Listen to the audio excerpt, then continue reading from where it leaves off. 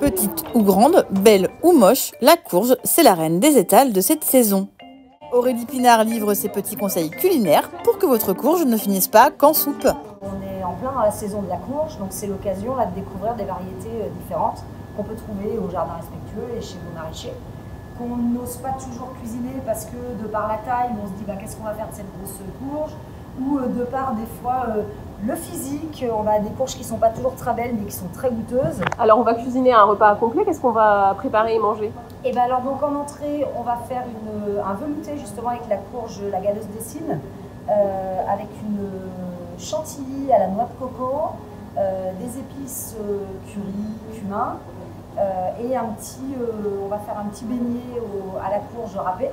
Après en plat, on fait des gnocchis avec la rhubarbe, avec une sauce à la feta et à l'oignon rouge. Et en dessert, on va faire un cake avec la langue de Nice et un petit chai à la courge pour accompagner ça.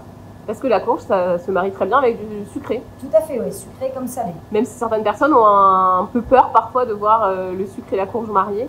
Oui, dans des tout à fait. Parce qu'en fait, on a des préjugés déjà sur la courge parce qu'on a des fois des vieux souvenirs d'enfance d'un potage à la courge mangé à la cantine ou mangé chez sa grand-mère qui était cuit au lait, qui n'était pas avec du vieux pain, du pain rassis qui était un peu trempé dedans en mode soupe au lait. Et c'est vrai qu'on connaît la courge surtout sur le velouté. Donc on n'a pas l'idée de se dire tiens, je vais mettre de la courge dans mon gâteau, comme on fait un gâteau à la carotte en fait. Ou même dans une compote de pommes courge, ça marche très très bien aussi. Donc oui, on n'a pas l'habitude et c'est pour ça qu'il ne faut pas hésiter à aller voir. Sur internet, il y a plein de recettes.